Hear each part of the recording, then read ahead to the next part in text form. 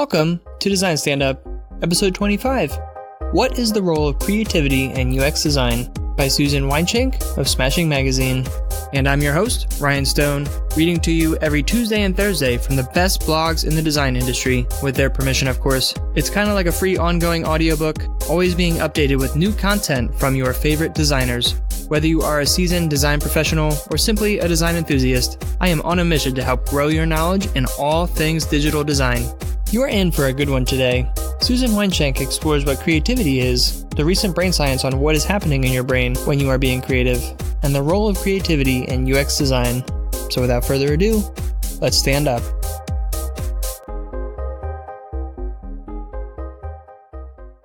What is the role of creativity in UX design? By Susan Weinschenk of Smashing Magazine. The screens, pages, and forms you are about to create have to fit within the desires and constraints of several players: the marketing department, the developers, the business owner. Some questions start to form as you work on the interface. How creative should I be, or am expected to be, with this design? Is my role to implement the vision that someone else has come up with? Should I be taking the ideas and constraints and creating my own vision? How much can I stray from the ideas I've been given? You speak to your main contact on the project, and she says, "Go for it, be creative, let's see what you come up with." You're excited to be given a free hand, but now you have to figure out what does it mean to be creative with UX design, and how do you go about being creative? Is creativity something you can just turn on? Is it a process you go do? Are some people just creative and others aren't? And if so, which one are you? Let's explore. What is creativity? Creativity can mean a lot of things to a lot of people. The definition I find the most useful is, creativity is a process that results in outcomes that are original and of value. This definition has several implications. Process. It's not just the end result that defines whether someone is creative. In order to be creative, the assumption is that you have followed a particular process. We'll discuss the process a little later in this post. Outcomes. Although process is important, process alone is not enough.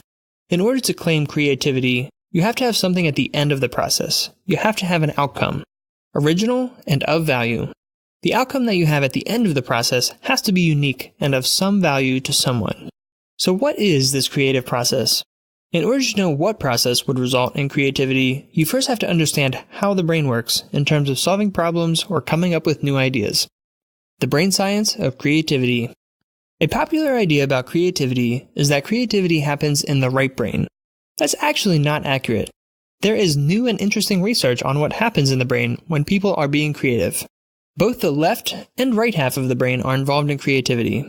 In fact, there is no one area of the brain where creativity happens. Instead, there are 3 brain networks that are involved in creativity. A network is a collection of different parts of the brain that work together. Network number 1, the executive attention network. The executive attention network refers to brain activity when you are focused on identifying and solving a problem, or deciding what you need to be creative about. What is the best way to design this form so that people who just want the default selections aren't distracted, but also so that when someone needs one of the exceptions, they can find what they will need to fill out the form? Now, when you stare at your screen and think of the above, you are using the executive attention network. Once you have focused on the problem you want to solve, or the creative idea you want to work on, the next network that gets to work is called the imagination network. Network number 2, the imagination network. The imagination network works in a mostly unconscious way. It reviews your knowledge and memories, and then runs simulations of possible ways to create what it is you set your attention to create with the executive attention network. And network number 3, the salience network. Lastly, there is the salience network. This is also a largely unconscious process. The salience network monitors the activity in the imagination network and decides what to pick out and bring to your conscious awareness. This is when you have an aha moment and say to yourself, "Oh, I know, I could try ... According to Scott Barry Kaufman, these 3 networks, all working together, is how our brains normally work to solve problems or create art, music, screens, writing, and so on.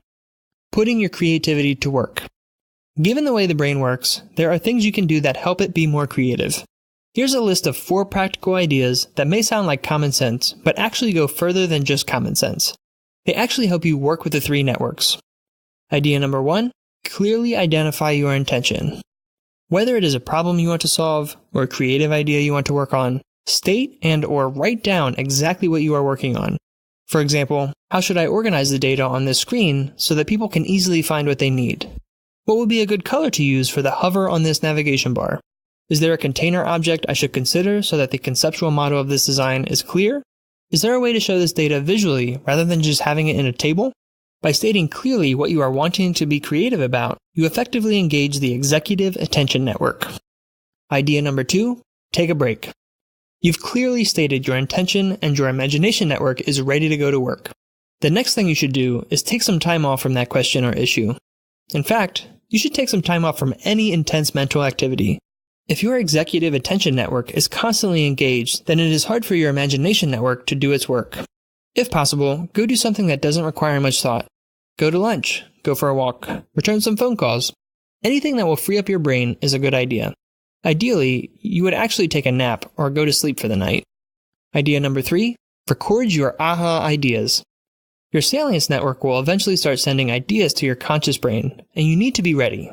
Inspiration may arrive at any time, so be sure to be ready. Keep a pen and paper handy everywhere you go, or a phone near you with your voice recording app easy to access. There is even waterproof paper and pencils that you can buy to keep in your shower. I do. When you get an idea, write it down. Don't assume that good ideas will come around again. Capture them when they appear. And idea number 4, switch between the high level and the detail. Research shows that one of the hallmarks of a creative person is their ability to zoom in and out, from the high level to the detail. I have found that to be true of UX designers as well. The best and most creative UX designers that I know are able to think at a conceptual level about a design, and then start sketching a detail screen level the next moment. Then they think about the high-level implication of what they just sketched, and then they swoop back down to the detail level. If you are not used to doing this, then practice. Let's say you are going to work on a design for an hour. Set a timer for 10 minutes, and start with some planning and thinking about the problem or solution at hand on a high level. When the 10 minutes are up, do some detail sketching of one detailed part of what you were thinking about. After 10 more minutes, stop working on the details and pull back and think about how what you just worked on fits within the larger structure. Go back and forth every 10 minutes. If you are not used to working this way, it may be hard at first, but try it and see if you find that it actually helps your creativity. I've talked to some UX designers that think that this means that they are disorganized, or that they don't have enough high-level work up front. Upfront high-level work can be very important, but you need to allow yourself the freedom to zoom from high-level to detail through the creative process. Some designers think that the right way to design is to go through the design process in a step-by-step way, going from the large picture or macro design to the micro level. But the best designs are the ones that allow you to go back and forth between macro and micro as you need to. Practice moving back and forth from a high-level macro view to a low-level micro view. The practice will help you to see the relationships between macro and micro, and will also help you improve as a designer. Encouraging a creative mindset.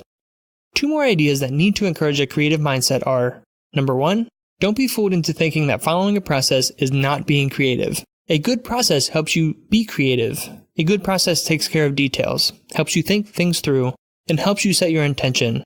Most creative UX people follow a process. And number 2, don't worry about constraints. Some people think that having constraints means that they can't be creative. The research shows that people are more creative when there are constraints. There's a lot of research on this topic, but an example study is one by Brent Rosso, who concludes from the research that, quote, teams experiencing the right kinds of constraints in the right environments and which saw opportunity in constraints benefited creatively from them. The results of this research challenge the assumption that constraints kill creativity, demonstrating instead that for teams able to accept and embrace them, there is freedom in constraint. End quote.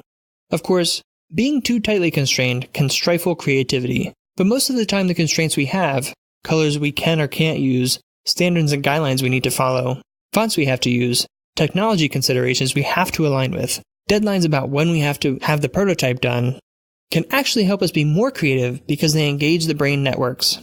The best thing to do with constraints is to be very clear with them when you are setting your intention with the executive attention network. For example, let's say you have to come up with a prototype for an app, but you only have 3 days.